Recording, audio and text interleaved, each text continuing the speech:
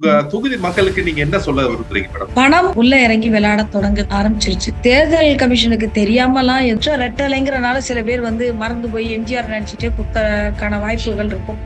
நீங்க ஆட்சிக்கு வரும் பட்சத்துல என்னெல்லாம் திட்டங்கள் திண்டுக்கல் மக்களுக்கு இருக்கு, என்னெல்லாம் எதிர்பார்க்கலாம் அவங்க? தொழிலும் வேணும், அதே நேரம் சுற்றுப்புற சூழலும் பாதுகாக்கணும். இது ரெண்டையும் திட்டமிடக்கூடியவர்களா இங்க யாரும் இல்லை. தண்ணீர் இங்க மிக முக்கியமான பிரச்சனையாக இருக்குது. இன்னொன்னு, வெளி மாநிலங்களிலிருந்து வர்றவர்கள் காடுகளை அழித்துக் கொண்டிருக்கிறார்கள்.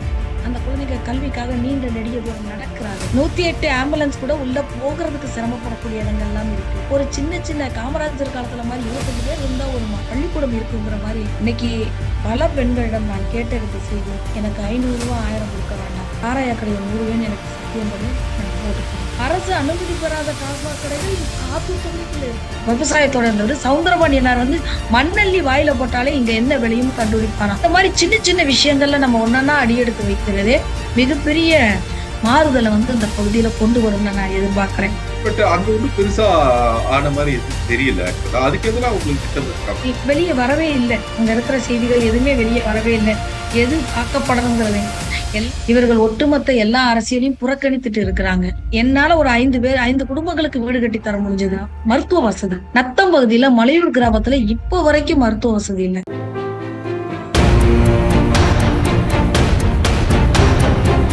வணக்கம். உங்களுக்கு பேங்கில் வேலை செய்ய கனவு இருக்கா? உங்களோட கிராஜுவேஷன் 50% மேல இருக்கா? உங்களுடைய வயசு 26க்கு மிகாமல் இருக்கா? உங்களோட கனவை நினைவாக்க ஐபிபி சென்னையில ஜாயின் பண்ணுங்க. பிரைவேட் பேங்க்ஸ்ல வேலையில சேருங்க. மேலும் விவரங்களுக்கு கீழே உள்ள இணையதளத்தை அணுகவும். இன்னும் பிரச்சாரம் முடிச்சு அப்படியே இருக்கிறேன். அதான் உங்களோட பலம் என்ன அப்படின்றத கேட்டிருக்கோம். உங்களோட தொகுதியில உங்களோட பலம் என்ன அப்படின்னு. முதல் பலன் ஏற்கனவே இருந்த நாடாளுமன்ற உறுப்பினர் இதுவரைக்கும் எந்த மக்களையும் சந்திச்சு அவர் பேரோ அவர் முகமோ இங்க இருக்கிற யாருக்குமே நினைவில் இல்லை. எந்த விதமான பணிகளும் அவர் செய்யல அப்படிங்கிற எனக்கு உண்மையில நாடாளுமன்ற தொகுதிக்கான எங்க பயன்படுத்தி இருக்காரு கூட தேடி பார்க்க வேண்டிய சூழல்ல இருக்கு. இது மிகப்பெரிய பலம்னு பாக்குறேன். ஏன்னா அவர் வேணான்னு முடிவெடுத்துறாங்க.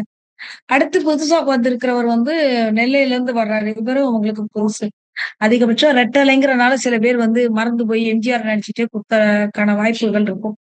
இன்னொரு பக்கம் நான் இந்த பகுதியில இந்தந்த விஷயங்கள் எல்லாம் கொண்டு வரலாம் அப்படின்னு பேசுகிற போது கேட்டுக்கிட்டு இருக்கவங்களை ஒண்ணு இளைஞர்களா இருக்கட்டும், கொஞ்சம் பெரியவர்களா இருக்கட்டும், இதெல்லாம் நம்ம கேட்டு இருந்திருக்கலாம், இதெல்லாம் செய்திருக்கலாம், இந்த பொண்ணு பேசுறாங்களே அப்படின்னு கொஞ்சம் கண்ணு விரியுது பாருங்களேன். அது உண்மையில என்னோட பலம்னு நான் பாக்குறேன். திட்டங்களை இந்த பகுதிக்கு இதெல்லாம் இவங்களை பொறுத்த வரைக்கும் திட்டம்னா நான் ரோடு போடுறேன். வேல்சாமி நான் என்ன செய்திருக்காருன்னு கேட்டா, திமுக சார்பில் நிக்கிற வேட்பாளர் சச்சிதானந்தன் அவரு டெலிபோன் டவர் வச்சு கொடுத்தாருலாம் சொல்றாரு. அப்ப வேட்பாளரா நிக்கிறவருக்கே ஒரு எம்பியோட பணி என்னன்னு தெரியாம இருக்குது. அப்படிங்கும்போது அதெல்லாம் தெரிஞ்சு பணியாற்றுறது என்னோட பலமா இருக்கு நம்புறேன். இப்ப உங்க தொகுதியில என்னெல்லாம் பிரச்சனை இருக்குன்னு மக்கள் சொல்றாங்க, இல்ல நீங்க என்ன நினைக்கிறீங்க? நீங்க மதுரையில இருந்து உள்ள நுழையும் போதே மூக்க பொத்திக்க வைக்கிற தொழிற்சாலை இன்னைக்கு அந்த தொழிற்சாலையும் நலிவுற்றுக்கிட்டு இருக்கு. தொழிலும் வேணும், அதே நேரம் சுற்றுப்புற சூழலும் பாதுகாக்கணும். இது ரெண்டையும் திட்டமிடக்கூடியவர்களா எங்க யாரும் இல்லை. அடுத்து திண்டுக்கல்னா அடுத்து பூட்டு தொழிற்சாலை முழுக்க நலிவடைந்து போயிருக்கு. அதை பத்திரப்படுத்துறதுக்கு யாரும் இங்கேயும் யோசிக்கல. தண்ணீர் இங்க மிக முக்கியமான பிரச்சனையாக இருக்குது. தண்ணீர் இன்னொன்னு குடகனாறு மைய நீரோட்டத்தை வழிமறைச்சு அதை இன்னொரு பக்கம் கொண்டு போறாங்க. எந்த ஆறையும் இயற்கையான பாதையை வழிமறைக்க கூடாது. பூன்னு இருக்கு, பூ மல்லிகை பூ, உலக புகழ் பெற்ற பூ இருக்குது. அந்த பூவை இன்னைக்கு பறிச்சா நாளைக்கு அந்த விவசாயிக்கு அது காசா இல்லாம போயிடுது. அப்ப அது வாசனை திரவியமாவோ வேற ஸ்டோரேஜ் ஃபெசிலிட்டியோ இந்த ரெண்டும் மாத்தலாம். இதற்கான திட்டங்கள் எதுவும் இவங்கிட்ட யார்ட்டையும் இல்ல. நத்தத்துல மாம்பழம் நிறைய விளையுது. மாம்பழத்தை கூல் ஃபேக்டரி 1-2 என்னமோ இருக்குன்னு நினைக்கிறேன். ஆனா அது முழுமையா இருந்துச்சுன்னா, இந்த மாதிரி விவசாயம் சார்ந்த தொழில் இருந்துச்சுன்னா அங்க படிக்கிற மாணவர்கள் விவசாயிகளோட மகள்களா இருக்கிறவர்கள் வேலை வாய்ப்புக்காக அல்லாடாத ஒரு சூழல் உருவாகும். அது ரொம்ப முக்கியமானதுன்னு நினைக்கிறேன். வேலை வாய்ப்புக்காக எல்லாரும் வெளியே போறதுனால நிறைய பேர் முதியவர்கள் தனித்து வாழ்றாங்க. அவர்கள் எல்லாம் வாழ்றதுக்கு ஒரு நல்ல இல்லம் இருக்கணும் கூட நான் நினைக்கிறேன். பணப்பயிர், காஃபி பணப்பயிர் இருக்குது. பணப்பயிரும் மிளகும் சௌந்தரபாண்டியனார் காலத்துல வெளி மாநிலங்கள்ல இருந்து இங்க வாங்கிட்டு போற சந்தை இருந்தது. இன்னைக்கு அப்படி ஒண்ணு இல்லாம எங்க கொண்டு போய் சேர்க்கறாங்களோ யாரோ வியாபாரி கேட்கிற விலைக்கு குடுத்துட்டு போறாங்க. அப்போ ஒரு விவசாயிக்கான இன்னொன்னு வெளி மாநிலங்கள்ல இருந்து வர்றவர்கள் காடுகளை அழித்துக் கொண்டிருக்கிறார்கள். இதெல்லாம் இவங்க யாருமே யோசிக்கிறதுக்கான வாய்ப்பே இருக்குல்ல. முருங்கை நிறைய விளையுது. ஒவ்வொரு விவசாய பொருளையும் மதிப்பு கூட்டுற பொருளா மாத்துறதுக்கான வாய்ப்புகள். இதெல்லாம் சின்ன சின்ன விஷயங்கள். காமராஜருக்கு அப்புறம் தொழிற்சாலைகள் கொண்டு வர திட்டங்களை எல்லாம் இது வரைக்கும் அதிமுகவும், திமுகவும் யோசிக்கவே இல்லைன்னு தான் தோணுது. நெறைய இதெல்லாம் சிப்காட்கள் உண்மையில நெறைய மனக்கண்ணுல சிப்காட் இருக்குங்களே. நெறைய சிப்காட் வந்திருக்கு. அது அது அது தொழில் பூங்காக்கள் தானே நம்போ கொண்டு வரணும். இங்க இங்க அது இல்ல. அதுதான் நான் வந்து சொல்ல வருது. வெங்காயம் மண்டிங்கிறது இங்க பெரிய இது. அது மாரி ஒட்டன்சத்திரம் மார்க்கெட் வந்து நீங்க யோசிச்சு பாருங்க. அரசாங்கம் கட்டி கொடுக்காம வியாபாரிகளே இந்த அரசாங்கம் எங்களுக்கு ஒண்ணும் செய்யல. அவங்க கட்டி குடுக்கறதுல போய் இருந்தா வாடகையும் கமிஷனும் அவங்களுக்கு குடுக்க முடியலன்னு சொல்லி தனிப்பட்டு வியாபாரிகளே சேர்ந்து ஒரு இத கட்டி அதுல தங்களோட வாழ்வாதாரத்த பார்த்துக்கிட்டு இருக்காங்கன்னா, அப்ப அரசாங்கம் எதுக்கு இருக்கு? அரசாங்கம் எதுக்கு இருக்கு? இந்த அமைச்சர்கள் எதுக்கு இருக்கிறாங்க? இதுக்கெல்லாம் பதில் இல்லாம இருக்குது. ஆ என்னது கண்மாய்கள், குளங்கள் இதெல்லாம் தூர்வாருங்கன்னு சொன்னா, அத சிட்ட போட்டு அள்ளி கொண்டு போற வேலை. ஒண்ணும் இல்லங்க. மிந்தி நம்மட்ட இருந்ததுல மீன்பிடி திருவிழான்னு ஒண்ணு.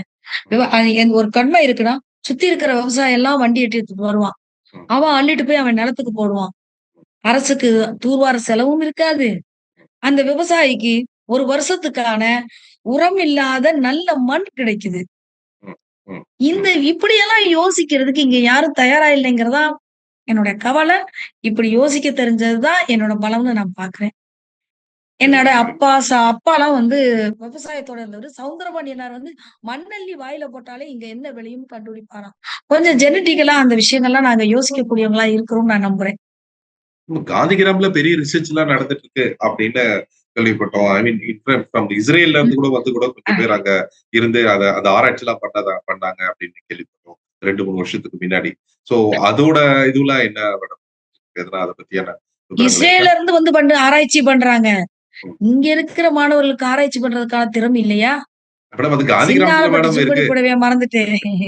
அதான் மேடம் காந்தி கிராமத்துல இருக்கு அது. இல்ல. நான் என்ன சொல்றேன், நீங்க இங்க இருக்கிறவங்களுடைய ரிசோர்ஸஸ நாங்க ஏன் பயன்படுத்தணும்? இங்க நமக்குள்ள ஒரு விஞ்ஞானி இருக்கிறாங்கிறத கூட நம்ம கண்டுபிடிக்க முடியாத ஆளா இருக்கிறோமா? இதெல்லாம் முக்கியமான கேள்வி இல்லையா? கண்டிப்பா மேடம். அது ரொம்ப இம்பார்ட்டன்டான கேள்வி. பட் அதுதான் இப்போ வந்து இப்போ எந்த மாதிரியான திட்டங்கள்லாம் நீங்க வச்சிருக்கீங்க மேடம்? இது வந்து நம்மளோட இஷ்யூஸ், பிரச்சனைகள் இருக்கு. நீங்க ஆட்சிக்கு வரும் பட்சத்துல என்னெல்லாம் திண்டுக்கல் மக்களுக்கு இருக்கு? என்னெல்லாம் எதிர்பார்க்கலாம் அவங்க? நத்தம்ல எல்லாம் பாத்தீங்கன்னா அரசு கல்லூரி இல்ல. முதல்ல கல்வி மிக முக்கியமானது. இன்னொன்னு நான் எப்பயும் சொல்ற மாரி விவசாயமும், விவசாயம் சார்ந்த தொழிலும். இந்த பகுதியில நான் இப்ப 25க்கு மேல இது மாரியான விஷயங்களை யோசித்து வைக்கிறேன். எது எங்களுக்கு செயல்படுத்துவதற்கு முதல் சாத்தியக்கூறுல வருதுங்கிறது நம்ம அந்த பொறுப்புக்கு வந்த பிறகுதான் தெரியும். அதிகாரம் நம் கையில் வருகிற போதுதான் தெரியும். அந்த நேரம் அதை வேகமா கையில எடுக்கணும். பெரிய கனவுகளோட வச்சிருக்கிறேன். ஒரு திட்டம் வச்சிருப்பீங்களா? ஒரு ஸ்ட்ராட்டஜி வச்சிருப்பீங்களா? இதெல்லாம் வந்து நம்ம மக்களுக்கு செய்யலாம். இதெல்லாம் செஞ்சா இப்ப நீங்க சொன்ன இஷ்யூஸ் எல்லாம் வந்து நிறைய பேருக்கு வேலை இல்லாம இருக்கு. மக்கள் வந்து வெளியே போறாங்க. அதுக்கப்புறம் நிறைய விஷயங்கள் வந்து இல்லாத போயிடுச்சு. சோ இதுக்கு எதனா இந்த திட்டம் எதனா பிளான் இருக்கா? இல்ல எதனா ஸ்டெப் 25 அதான் சொல்றேன். அந்தந்த பகுதிகள்ல இப்ப முருங்கை விளையுதுன்னா, முருங்கையில இருக்கிற விதைகள் மட்டுமே மதிப்பு கூட்டு பொருளா இன்னைக்கு மாறிட்டு இருக்கு. அத செய்யறதுக்கான ஒரு காட்சி. நான் இந்த தொழிற்சாலைகள்லாம் வந்து மிக மிக சிறிய அளவுல தொடங்கக்கூடியதா இருக்கும். ஆனா படித்த இளைஞர்கள் இங்க வேலை வாய்ப்பு பெற்றுவாங்க. இந்த மாதிரி சின்ன சின்ன விஷயங்கள்ல நம்ம ஒன்னொன்னா அடியெடுத்து வைக்கிறதே மிகப்பெரிய மாறுதலை வந்து இந்த பகுதியில கொண்டு வரும்னு நான் எதிர்பார்க்கிறேன். நான் சொல்றது இந்த முருங்கைங்கிற மாதிரி பல்வேறு விஷயங்கள் இருக்குல்ல.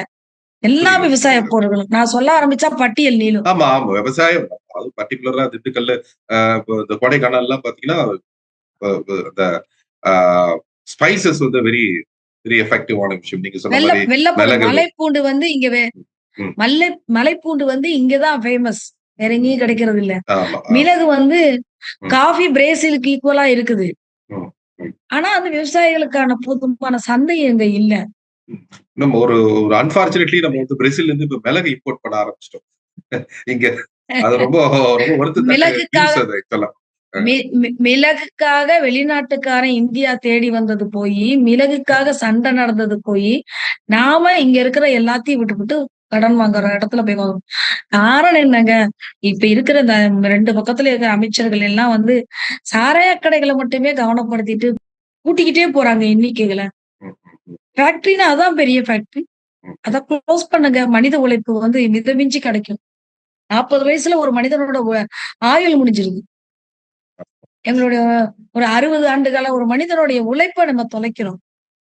ஏன் நம்ம திண்டுக் யோசிக்க மாட்டேங்கிறோம்? கண்டிப்பா. இது திண்டுக்கல்னு சொல்லும்போது வந்து சிறுமலையும் வந்து திண்டுக்கல்லுக்கு உட்பட்ட ஒரு ஒரு டூரிசம் ஸ்பாட்டு. பட் அங்க ஒண்ணும் பெருசா ஆன மாரி எதுவும் தெரியல ஆக்சுவலா. அதுக்கு எதனா உங்களுக்கு திட்டம் இருக்கா மேடம்? அத சுத்தி இருக்க ஏன்னா அது கீழ தான் அந்த நவாப்லாம் வந்ததா கேள்விப்பட்டேன். டூரிசம்ங்கிறது வந்து நீங்கள் இயற்கையை பத்திரப்படுத்திக்கிற ஒரு ஒன்றாக மாத்தணும். அது மக்களுக்கு பயன்பாடு கொண்டதாக மாற்றணும். அப்படிதான் நான் யோசிப்பேன் எப்பயும்.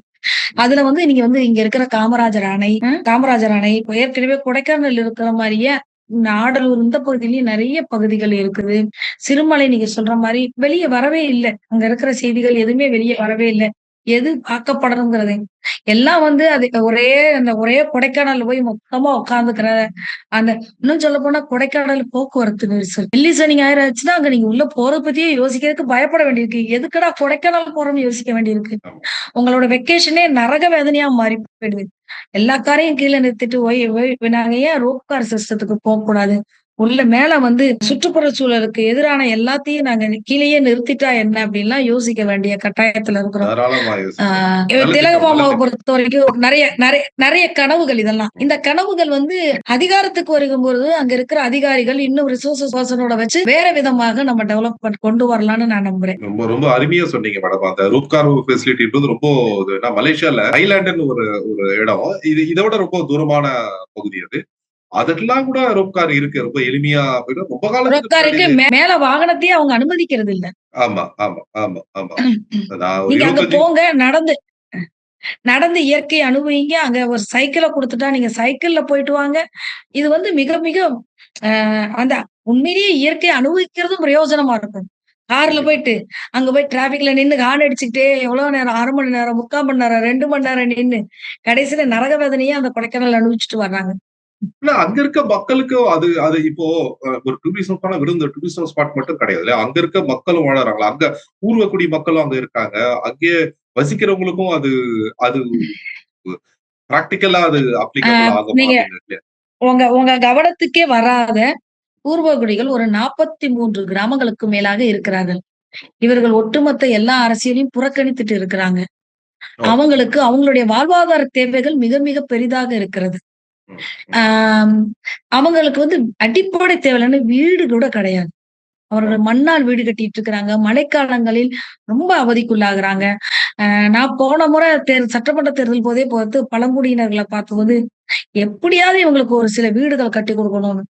ஆ துரதிர்ஷ்டவசமாக அதிகாரத்துக்கு வர முடியலையே ஒழிய, ஆனால் என்னால ஒரு 5 குடும்பங்களுக்கு வீடு கட்டி தர முடிஞ்சது. இந்த முறை வந்து வாய்ப்பு கிடைக்கிறதுக்கான சூழல் பலமாக இருக்கிறது. வாய்ப்பு கிடைக்கிறது. எனவே எந்தெந்த கட்டித்தரம்னா அடிப்படைங்க ஒரு வாழ்வியல். அவன் ஒரு வீடு இருந்தா அவன் பாட்டுக்கு அவனுடைய வேலைகள், உற்பத்தி இதெல்லாம் நல்லா பார்த்துக்குவான். இன்னொன்னு அவங்களுக்கு அடிப்படை கல்வி. அந்த குழந்தைங்க கல்விக்காக நீண்ட நெடிய தூரம் நடக்கிறார்கள். மருத்துவ வசதி. நத்தம் பகுதியில மலையூர் கிராமத்துல இப்ப வரைக்கும் மருத்துவ வசதி இல்ல. அப்போ உடனடியாக அங்க வந்து முதல்ல மருத்துவமனை ஒண்ணு கொண்டு வர்றது மிக மிக முக்கியம்னு பார்க்கிறேன். இந்தியாலேயே இப்படி அதிகமான மருத்துவ வசதி கொண்ட மாநிலம் நம்ம மாநிலம் அப்படின்னு சொல்லிக்கிறாங்க. ஏன்னா நெறைய மெடிக்கல் டூரிசம் இங்க நடக்குது. சோ அந்த மாரி ஒரு மாநிலத்துல இந்த மாரி நீங்க சொல்றது வந்து ஆச்சரியப்படுறேன். இல்ல மெடிக்கல் டூரிசம் வந்து ஒரு வகையில உண்மையிலேயே பிளஸ்ஸிங்னாலும், இன்னொரு பக்கம் அது பணம் சார்ந்த ஒரு கார்ப்பரேட் செக்டராவும் மாறி போயிடுச்சு. ஆமா. அப்ப பழங்குடியினருக்கு இது வந்து அவங்க அத டூரிசமாலாம் பார்க்க முடியாது. ஒரு பிரசவத்துக்கு கூட கட்டில்ல தூக்கி போட்டு நீண்ட தூரம் நடக்க வேண்டிய சூழல் இருக்கிறதுங்கிறது, எவ்வளவு வலி மிகுந்த வேதனையான ஒரு கண்டிப்பா. விஷயம். ஒரு வருத்தத்தக்க விஷயம் மேடம். கண்டிப்பா. 108 ஆம்புலன்ஸ் கூட உள்ள போகுறதுக்கு சிரமப்படக்கூடிய இடங்கள்லாம் இருக்கு. பெரிய ஏத்தங்கள், பெரிய பள்ளங்கள். அப்போ ஒரு சின்ன சின்ன காமராஜர் காலத்துல மாரி 25 பேர் இருந்தா ஒரு பள்ளிக்கூடம் இருக்குங்கிற மாரி, ஒரு 100 பேர் இருந்தா அங்க ஒரு சின்ன மருத்துவமனையும், ஒரு செவிலியருமாவது அங்க இருக்கணும் அப்படிங்கிற ஒரு திட்டம் வந்து இருந்தா நல்லா இருக்கும்னு நான் நினைக்கிறேன். மிக சிறந்த சிந்தனை மேடம். ம். வாழ்த்துக்கள் மேடம். நீங்க வெற்றி பெற வாழ்த்துக்கள். உங்க தொகுதி மக்களுக்கு நீங்க என்ன சொல்ல விரும்புறீங்க மேடம்? பணம் உள்ள இறங்கி விளையாடத் தொடங்க ஆரம்பிச்சிருச்சு. தேர்தல் கமிஷனுக்கு தெரியாமலாம் எதுவும் நடக்குதான்னு எனக்கு தெரியல. சாமானிய மக்களுக்கே தெரியுது இந்த ஏரியால இன்னைக்கு பணம் குடுக்குறாங்க, இந்த ஏரியால பணம் குடுக்குறாங்கன்னு. ஆனால் இன்னைக்கு பல பெண்களிடம் நான் கேட்டறிந்த செய்தி, எனக்கு ரூ. 500 1000 கொடுக்க வேண்டாம். சாராய கடைய மூடுவேன் எனக்கு சத்தியம் பண்ணு. நான் ஓட்டு போடுறேன். சாராய கடைய மட்டும் மூடுவேன் சத்தியம் பண்ணு. நான் ஓட்டு போடுறேன். தமிழக அரசு கொள்கை திட்டமாக வைத்திருக்கிறது. ஆனால் ஒவ்வொரு கடைகளாக பள்ளிக்கூடங்கள் என்ன ஒரு ஒரு ஒரு கிராமத்துல எவ்வளவு கடைகள் இருக்கணும்னு அது முடிவு பண்ணலாம்ல. இன்னைக்கு நான் சுத்தி வரேன். அரசு அனுமதி பெறாத டாஸ்மாக் கடைகள் ஆத்தூர் தொகுதிக்குள்ள இருக்கு. என்ன மேடம் சொல்றீங்க? அரசு ஒரு ஷாக்கிங் நியூஸ். அரசு அரசு அனுமதி பெறாத பெறாத கடைகள். எப்படி டாஸ்மாக் கடைங்க இருக்கும்? புரியல. நான் நாளைக்கு அதுக்கான கம்ப்ளைண்ட் எழுதுறதுக்கு தயாராகிட்டு இருக்கிறேன். சும்மா விட மாட்டேன். தேர்தல் அதிகாரியா ஒரு கம்யூனிஸ்ட் கட்சியை சேர்ந்த ஒருத்தவங்கள சுகந்திங்கிறவங்கள போட்டிருக்கிறாங்க. இதெல்லாம் எப்படி தேர்தல் கமிஷன் அனுமதிக்கிறதுங்கன்னு தெரியல. ஏன்னா கம்யூனிஸ்ட் வேட்பாளர் இருக்கிறாரு. அப்போ தேர்தல் அதிகாரியா உதவி அதிகாரியா வந்து சுகந்தின்னு ஒரு பெண்ணை போடுறாங்க. கம்யூனிஸ்ட் தோழர் அவர். சில விஷயங்கள் எல்லாம் தவிர்க்க வேண்டும். நிறைய பார்க்க வேண்டியது இருக்கு. மக்கள் கேட்கறது ஓட்டுக்கு காசெல்லாம் வேணாம்ப்பா, ஏதாவது செய்யுங்க. இவங்க எல்லாரும் வந்தாலும் எங்களெல்லாம் வந்து பார்க்கல. நாங்க இதே இடத்துல இருக்கோம். சாமானிய மக்கள் வந்து நிற்கிறார்கள். இன்றைக்கு இந்த தளம் மாறுகிறது.